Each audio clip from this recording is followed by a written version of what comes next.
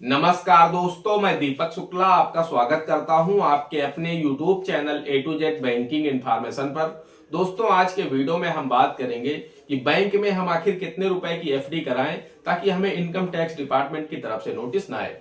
क्योंकि income tax act में एक नोटिफिकेशन है जिसमें साफ लिखा गया है कि एक व्यक्ति एक फाइनेंशियल ईयर में कितने रुपए की एफडी करा सकता है। आप इनकम टैक्स की वेबसाइट पर जाएंगे, वहां पर टैक्स ट्यूटोरियल नाम से आपको एक लिंक मिलेगा, उस पर क्लिक करेंगे तो वहां पर आपको ये सभी डिटेल्स मिल जाएंगी। मैं कोई भी चीज अपने मन से नहीं बताने वाला हूं, ना ही मैं अपने अनुभव के आधार पर आपको बताने वाला हूं। जो कि इनकम टैक्स की साइट पर लिखा गया है वो मैं आपको बताने वाला हूं कि एक व्यक्ति एक फाइनेंशियल ईयर यानी 1 अप्रैल से लेकर के 31 मार्च तक वो कितने रुपए की एफडी करा सकता है। एक फाइनेंशियल ईयर का मतलब होता है एक वित्तीय वर्ष, और एक वित्तीय वर्ष होता है 1 अप्रैल से 31 मार्च तक का। तो इस बीच में आखिर आप कितने रुपए की एफडी करा सकते हैं ताकि आपको इनकम टैक्स की तरफ से कोई भी नोटिस ना आए। क्योंकि लोग जाने अनजाने में गलती कर जाते हैं और फिर उन्हें इनकम टैक्स डिपार्टमेंट नोटिस भेज देता है और बहुत ही हैवी पेनाल्टी लोगों के ऊपर इम्पोज कर देता है। जो ट्रांजैक्शन की वो आपसे डिटेल मांगता है, अगर आप उस ट्रांजैक्शन को एक्सप्लेन नहीं कर पाते हैं तो 60% से लेकर के उस ट्रांजैक्शन का 400% तक आपके ऊपर पेनाल्टी लगा सकता है। तो इस पर भी हम आपको जानकारी देने वाले हैं कि आप कितने रुपए की एफडी करा सकते हैं एक वित्तीय वर्ष में ताकि आपको कोई भी नोटिस ना आए। साथ ही हम आपको यह भी बताने वाले हैं कि बहुत सारे लोगों का ये जो 10% 20% टीडीएस कट जाता है एफडी पर, तो वो लोग कैसे बचा सकते हैं, कैसे उसे रिफंड पा सकते हैं, या फिर क्या कोई ऐसा भी रास्ता है जो कि बिना कटे ही आपको पूरा का पूरा पैसा मिल जाए। क्योंकि आज के समय में हर व्यक्ति के घर में किसी न किसी सदस्य ने एफडी जरूर करा रखी है, क्योंकि लोग एफडी को बहुत ही सुरक्षित मानते हैं और अच्छा रिटर्न भी मिलता है। तो इसलिए चूंकि एफडी में 100% आपको जो गारंटी के साथ पैसा मिलता है, इस वजह से लोगों का भरोसा बैंक या फिर पोस्ट ऑफिस के ऊपर ज्यादा होता है कि हम एफडी करवा देते हैं, पैसा हमारा सुरक्षित रहेगा। तो लोगों ने इतनी ज्यादा एफडी करा रखी है।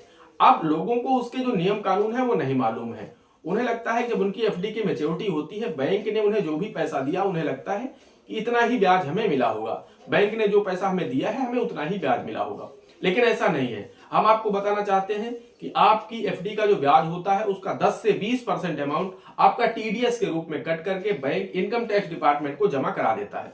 लोगों को पता ही नहीं होता, लोग ना ही कैलकुलेट करते हैं ना ही बैंक से पूछते हैं कि हमारा ब्याज एफडी का कितना बना, हमें इतना ही क्यों मिला। अगर लोग कैलकुलेट करें तो उनकी समझ में आए कि हाँ, मेरा जो ब्याज है वो कम मिला, मुझे ज्यादा मिलना चाहिए था। लेकिन लोगों को पता ही नहीं है। अब उसे आप वापस भी ले सकते हैं। 10 से 20% आपका जो टीडीएस प्रतिवर्ष कट करके इनकम टैक्स डिपार्टमेंट को जमा होता है, आप उसे वापस भी पा सकते हैं। वापस पाने के लिए आपको आईटीआर फाइल करना होगा। अब आईटीआर फाइल करेंगे, आपकी इनकम अगर टैक्स पेयर के दायरे में नहीं आती है, यानी आप दिखा ले जाते हैं कि हमारी जो इनकम है वो भारत में जैसे कि 5 लाख रुपए तक टैक्स में छूट है, तो अगर आप दिखा ले जाते हैं कि मेरी इनकम 5 लाख रुपए से कम है, तो आपका जो भी टीडीएस कटा है वो आपको आपका वापस मिल जाता है। लेकिन बहुत सारे ऐसे लोग हैं इस देश में, करोड़ों ऐसे लोग हैं जिन्हें यही नहीं पता आईटीआर होता क्या है। तो आईटीआर भरना तो बहुत दूर की बात है। अब उन करोड़ों लोगों का पैसा इनकम टैक्स डिपार्टमेंट के पास टीडीएस के रूप में जमा है, वो लोग अपना पैसा रिफंड नहीं ले पा रहे क्योंकि वो आईटीआर फाइल नहीं कर रहे हैं। तो क्या कोई ऐसा रास्ता है जिससे कि इनका टीडीएस कटे ही ना, बिना कटे जो भी ब्याज बने पूरा का पूरा आपको आपकी एफडी के साथ, आपकी मैच्योरिटी के साथ आपको वापस मिल जाए और उन्हें आईटीआर ना भरना पड़े? तो जी हाँ, हम आपको बताना चाहते हैं एक ऐसा भी रास्ता है जिससे कि आपका जो टीडीएस है वो कटेगा ही नहीं, आपका पूरा का पूरा ब्याज आपको मिल जाएगा। तो दोस्तों, वीडियो में आगे बढ़े, आप लोगों को इस पूरे विषय पर विस्तार से जानकारी दें उससे पहले आप सभी लोगों से मेरी एक छोटी सी रिक्वेस्ट है, वीडियो पसंद आए तो एक लाइक करिएगा। चैनल पर नए हैं, पहली बार आए हैं तो चैनल को सब्सक्राइब करके बेल आइकन को प्रेस कर लीजिएगा ताकि जैसे हम इस तरह का कोई भी दूसरा वीडियो अपलोड करें तो उसका नोटिफिकेशन आपको सबसे पहले मिले। चलिए शुरू कर लेते हैं। दोस्तों, हम सबसे पहले बात कर लेते हैं कि एक फाइनेंशियल ईयर में यानी एक वित्तीय वर्ष में आप कितने रुपए की एफडी करा सकते हैं ताकि आपको इनकम टैक्स डिपार्टमेंट की तरफ से कोई भी नोटिस ना आए। तो दोस्तों, हम आपको बताना चाहते हैं, इनकम टैक्स की साइट पर आप जाएंगे, वहां पर टैक्स ट्यूटोरियल नाम से एक लिंक मिलेगा जिस पर आप क्लिक करके देख सकते हैं। उसमें साफ लिखा गया है, आप लोग स्क्रीन पर भी देख सकते हैं, मैं कोई अपने मन से बात नहीं बता रहा हूं। यहाँ पर सीमा रखी गई है 10 लाख रुपए।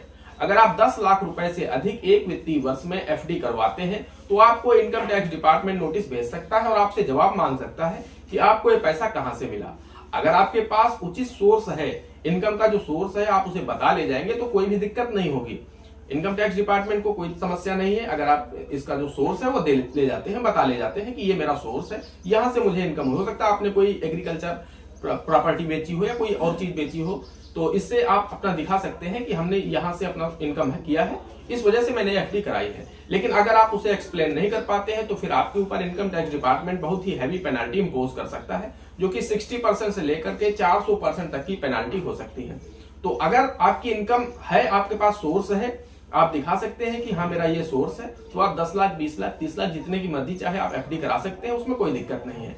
लेकिन अगर आप इनकम टैक्स नोटिस से बचना चाहते हैं तो आप अधिकतम 10 लाख रुपए तक की ही एफडी कराएं एक वित्तीय वर्ष में। और ये सभी बैंकों को जोड़ करके, ऐसा नहीं है कि आप 5 लाख रुपए की एचडीएफसी में करा देंगे, 6 लाख रुपए की एसबीआई में करा देंगे तो आप बच जाएंगे। जी नहीं, आपकी लिमिट 11 लाख रुपए हो जाएगी और आपको इनकम टैक्स डिपार्टमेंट नोटिस थमा देगा, आपसे जवाब मांग लेगा।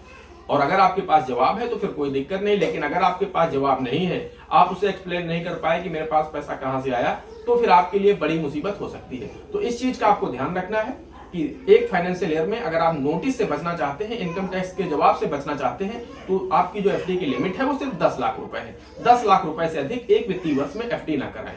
दोस्तों, हम आपको बताना चाहते हैं, भारत में नॉर्मल सिटीजन के लिए 40,000 रुपए तक अगर आप एफडी से ब्याज कमाते हैं तो उस पर आपका टीडीएस नहीं कटता है। और अगर आप सीनियर सिटीजन हैं तो फिर सीमा आपके लिए 50,000 रुपए है। अगर आप सीनियर सिटीजन हैं, एफडी के रूप से आप ब्याज से 50,000 रुपए तक कमाते हैं तो आपको टीडीएस नहीं पड़ेगा। लेकिन अगर आपका ब्याज, सीनियर सिटीजन है आप और आपका ब्याज एफडी से 50,000 रुपए से अधिक हो जाता है तो फिर आपका अगर पैन कार्ड लगा है तो 10% टीडीएस कटेगा, पैन कार्ड नहीं लगा है तो 20% आपका टीडीएस कट जाएगा। यही चीज होती है नॉर्मल सिटीजन के लिए। नॉर्मल सिटीजन का अगर एक वर्ष में एफडी से कमाया गया ब्याज 40,000 रुपए से अधिक है तो फिर उन्हें अगर पैन कार्ड लगा है तो 10% टीडीएस कटेगा, पैन कार्ड नहीं लगा है तो 20% टीडीएस कट करके इनकम टैक्स डिपार्टमेंट को बैंक जमा करा देगा। और ये चीज होती है सभी बैंकों को जोड़ करके।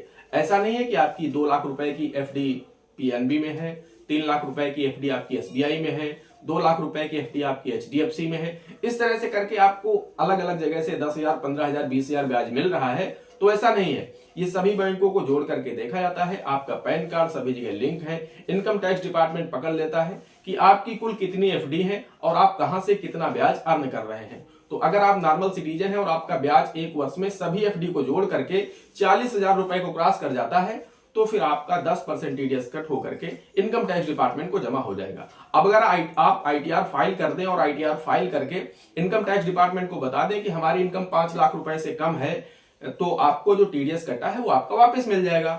लेकिन अगर आपकी इनकम 5 लाख रुपए से अधिक है, उस दशा में आपका जो भी ये टीडीएस कट करके गया है, उसी टैक्स, जो भी आप जिस टैक्स स्लैब में आ रहे होंगे उस स्लैब के हिसाब से आपका पैसा उसी में वो लेस हो जाएगा।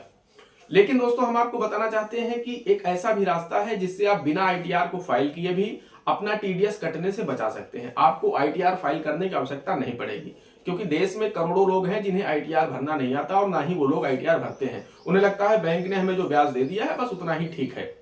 अब एक उदाहरण से समझते हैं। मान लीजिए आपकी एक एफडी है जो कि आपने 5 लाख रुपए की करा रखी है 1 वर्षों के लिए। आप नॉर्मल सिटीजन है, आप अभी सीनियर सिटीजन में नहीं है, यानी 60 साल से कम है आपकी उम्र, और आपने एक 5 लाख रुपए की एफडी करा रखी है। 7% की दर पर आपने 1 वर्ष के लिए उस एफडी को कराया, तो आपका जो 1 वर्ष का ब्याज बनेगा लगभग 36,000 रुपए। तो इसमें आपको कोई भी टीडीएस नहीं काटा जाएगा, क्योंकि आपका जो टोटल ब्याज बना 1 वर्ष में एफडी से वो बना 36,000 रुपए। चूंकि छूट आपको 40,000 रुपए तक है, तो अभी आप इसके अंदर हैं, इसलिए आपको कोई भी टीडीएस नहीं काटा जाएगा। लेकिन अब मान लीजिए आपकी एफडी 6 लाख रुपए की है और 7% के ब्याज से ही है और 1 वर्ष के लिए है, तो उस दशा में आपका ब्याज हो जाएगा लगभग 42 से 43,000 रुपए। अब 42 से 43,000 रुपए हो गया, इसका मतलब यह है कि 40,000 रुपए तक आपको छूट थी, 2 से 3,000 रुपए आपका ज्यादा हो गया ब्याज। तो अब यहाँ पर पूरे 43,000 रुपए पर आपको अगर पैन कार्ड लगा है तो 10% टीडीएस, यानी 42 से 4300 रुपए, यानी 4,300 रुपए आपके इंटरेस्ट से डेबिट करके इनकम टैक्स डिपार्टमेंट को टीडीएस के रूप में जमा करा दिया जाएगा। वहीं अगर पैन कार्ड नहीं लगा है तो फिर आपका 20% कटेगा, यानी ये 8 से 8,500 रुपए आपके खाते से कट करके, आपके इंटरेस्ट से कट करके टीडीएस के रूप में जमा करा दिया जाएगा। और लोगों का जमा भी कराया जाता है प्रतिवर्ष। जिन लोगों की एफडी से ब्याज 40,000 रुपए से अधिक होता है उनका टीडीएस कटता है, लेकिन लोगों को पता ही नहीं चल पाता। लोग समझते हैं बैंक ने जो ब्याज दिया है सही होगा, वो कैलकुलेट नहीं करते हैं। तो ये तरीका होता है। अब मान लीजिए कोई सीनियर सिटीजन है, उनकी एफडी 6 लाख रुपए की है और उन्हें भी 7% की दर पर ये पैसा मिल रहा है, ब्याज मिल रहा है, तो भी ये ब्याज होगा 1 साल में 42,000 रुपए। उनको छूट है 50,000 रुपए तक, तो उनको इस पर कोई भी टीडीएस नहीं कटेगा। लेकिन अब अगर उनकी एफडी 10 लाख रुपए की है और एक साल में 7% की दर से उन्हें अगर ब्याज मिला तो ये लगभग 70 से 72 हजार रुपए हो जाता है। इस 70 से 72 हजार रुपए में आप सभी को पता है कि सीनियर सिटीजन को सिर्फ 50 हजार रुपए तक ही छूट है, तो 20,000 22,000 रुपए ऊपर इंटरेस्ट हो चुका है उनका, तो इसलिए उनके भी खाते से अगर पैन कार्ड लगा है तो 10% टीडीएस कटेगा, अगर पैन कार्ड नहीं लगा है तो 20%, यानी या तो 7,200 रुपए के आसपास टीडीएस कट जाएगा या फिर 14 से 15 हजार रुपए के बीच में आपका टीडीएस कट करके इनकम टैक्स डिपार्टमेंट को बैंक जमा करा देता है। तो अब हम आपको बताने वाले हैं कि इस टीडीएस से बचने के लिए आपको क्या करना चाहिए अगर आप आईटीआर फाइल नहीं करते हैं तब।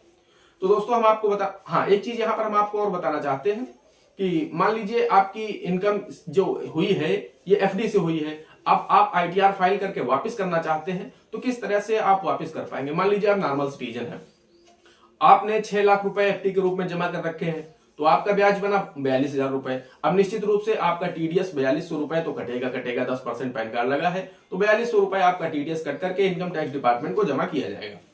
अब उसके बाद दोस्तों यहां पर एक चीज होती है, या मान लीजिए आपकी जो वार्षिक इनकम है और जहां आप नौकरी करते हैं, जहां आप सर्विस करते हैं, तो वहां से आप मान लीजिए कि 4 लाख रुपए कमा लेते हैं। अब 4 लाख आप पूरे साल की जो आपकी सैलरी है वो 4 लाख रुपए है, तो 4 लाख रुपए आप वहां से कमा लेते हैं और ये 42,000 रुपए आपका ब्याज हो जाता है, तो 4,42,000 रुपए हो जाते हैं, क्योंकि एफडी से आपका जो भी ब्याज बनता है मिलता है वो आपकी इनकम में जोड़ा जाता है। तो ये जोड़ा जाएगा कि आपकी जो इनकम है वो एक साल की 4,42,000 रुपए है। इस 4,42,000 तक आपको पता है कि 5 लाख रुपए तक आपको टैक्स में छूट दी जाती है, तब भी आपको कोई भी टीडीएस नहीं कटेगा, आप आईटीआर फाइल करके अपना पैसा वापस ले सकते हैं। अब मान लीजिए आपकी इनकम एक वर्ष में 5 लाख रुपए है, यानी आपकी जो सैलरी है वो 5 लाख रुपए है और आपका एफडी से 42,000 रुपए ब्याज हो जाता है, तो फिर आपकी जो टोटल इनकम हो गई वो 5,42,000 रुपए हो गई। इस 5,42,000 रुपए में अब तो आप टैक्स से ऊपर चले गए, जो टैक्स पेयर की सीमा है 5 लाख रुपए उसे आप क्रॉस कर गए हैं। तो उस दशा में आपसे क्या किया जाएगा, आप दिखा सकते हैं कि मैंने जो सेक्शन 80C है उसके अंतर्गत आपको छूट मिलती है, आप अधिकतम 1.5 लाख रुपए उसमें टैक्स सेवर के रूप में जमा कर सकते हैं, जैसे कि सुकन्या समृद्धि योजना हो गया या फिर पीपीएफ अकाउंट हो गया। तो आप दिखा सकते हैं कि मैंने 50,000 रुपए अपना पीपीएफ अकाउंट में डाल दिया है। तो अगर आप 50,000 रुपए पीपीएफ में डाल देंगे तो फिर आपकी जो इनकम बचेगी वो 4,92,000 रुपए बचेगी। इसका मतलब आप 5 लाख रुपए से नीचे आ गए, तब भी आपको टीडीएस वापस मिल जाएगा, यानी आप टैक्स पेयर की सीमा में नहीं आएंगे।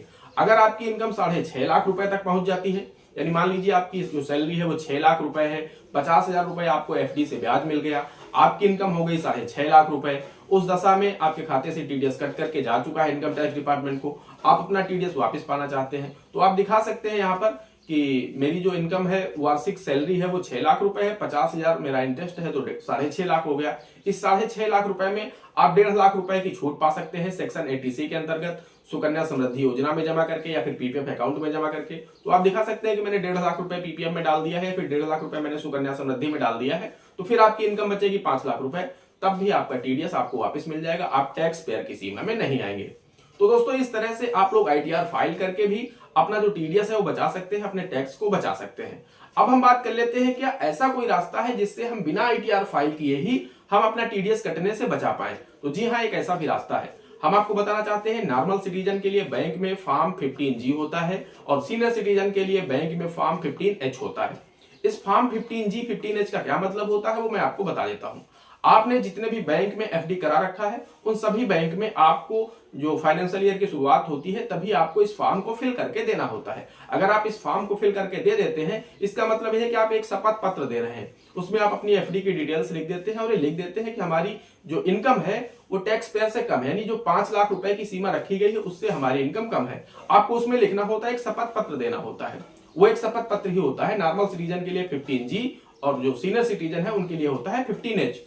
उस फॉर्म को फिल करके अगर आप दे देते हैं तो उसमें साबित हो जाता है कि आपकी जो इनकम है वो 5 लाख रुपए, यानी जो भी देश में टैक्स पेयर की सीमा रखी गई है जितने के ऊपर आपका टैक्स पड़ना है, आप ये लिख देते हैं कि मेरी इनकम इतनी नहीं है, मेरी इनकम 2 लाख रुपए है। या फिर मान लीजिए कोई ऐसा व्यक्ति है जो कि सीनियर सिटीजन हो चुका है, उसकी अब आय का कोई भी स्रोत दूसरा नहीं है, उसका सिर्फ उसने अपने जीवन में जो भी पैसा जमा किया वो 10 लाख रुपए हो या 20 लाख रुपए हो, उसने एफडी करा रखी है। अब अगर उसने 20 लाख रुपए की एफडी करा रखी है अपने जीवन भर की कमाई जोड़ करके, अब उसका सिर्फ एफडी ही सहारा है, दूसरा इनकम का कोई स्रोत नहीं है उसके पास, तो उसका साल में जो ब्याज बनेगा वो लगभग 1.5 लाख रुपए होगा। तो वैसे भी 1.5 लाख रुपए जो आपकी इनकम है वो टैक्स पेयर से नीचे आती है, यानी आपकी इनकम अगर 5 लाख से ऊपर होगी तभी आप टैक्स पेयर होंगे, उसके नीचे है तो आप टैक्स पेयर नहीं है। तो आप यही 15H में लिख करके दे सकते हैं कि मेरी जो इनकम है वो सिर्फ एफडी से है या फिर मेरी जो इनकम है वो टैक्स पेयर से कम है, इसलिए हमारा जो टीडीएस है वो ना काटा जाए। तो ये आपको इसीलिए जो नॉर्मल सिटीजन है, जो 60 साल तक लोग हैं, वो लोग फॉर्म 15G भर करके बैंक में दे दें तो उनका टीडीएस नहीं कटेगा। और आपको ये जो फॉर्म होता है ये फाइनेंशियल ईयर के शुरुआत में ही देना होता है, क्योंकि कभी कभी बैंक क्वार्टरली आपका टीडीएस कट करके इनकम टैक्स डिपार्टमेंट को जमा करा देते हैं। तो इसलिए आपको इस चीज का ध्यान रखना है कि आप अगर ये फॉर्म 15G अप्रैल माह में ही जमा करा देंगे तो आपके खाते से आपकी एफडी का टीडीएस नहीं कटेगा। और ये चीज आपको ध्यान रखनी है कि आपको ये जो फॉर्म होता है सभी बैंकों में देना होता है भर के। ऐसा नहीं कि आपने एक बैंक में दे दिया तो सभी में लग जाएगा। जितने भी बैंक में आपने एफडी करा रखा है उन सभी जगह पर जाकर के आपको फॉर्म 15G 15H जिस भी एज में आप हैं, अगर सीनियर सिटीजन है तो 15H, अगर नॉर्मल सिटीजन है तो आपको 15G, ये फॉर्म फिल करके देना है। अगर आप टैक्स पेयर नहीं है तो वहां पर जाकर के दे दीजिए। अगर आप टैक्स पेयर है तब तो फिर देने से कोई मतलब ही नहीं है, क्योंकि आपकी इनकम इसका मतलब है कि 5 लाख 8 लाख 10 हजार 12 लाख रुपए जो भी है आप टैक्स पेयर हैं, तो फिर इसका देने से कोई मतलब नहीं, आपका टीडीएस कटेगा और वो इनकम टैक्स डिपार्टमेंट को जमा हो जाएगा। फिर जब आप आईटीआर फाइल करेंगे तो आपका टैक्स स्लैब देखा जाएगा कि इस टैक्स स्लैब में आप आते हैं, कितना आपको टैक्स पे करना है, उस हिसाब से आपका उसी टैक्स में वो पैसा कट जाएगा। तो इस तरह से आप लोग अपना टैक्स भी बचा सकते हैं, अपने खाते से कटने वाले टीडीएस को बचा सकते हैं। दोस्तों आशा करते हैं आप लोगों को अच्छी तरह से समझ में आ गया होगा। अगर फिर भी कोई डाउट है, कोई सवाल है तो आप लोग हमें कमेंट कर सकते हैं या फिर आप लोग हमारे इंस्टाग्राम पर आकर के डीएम भी कर सकते हैं। मैं पूरी कोशिश करूंगा आप सभी के सवालों के जवाब देने की। दोस्तों आज के वीडियो में इतना ही, मिलते हैं अगले वीडियो में किसी अगले इंटरेस्टिंग टॉपिक के साथ। तब तक के लिए जय हिंद, जय भारत।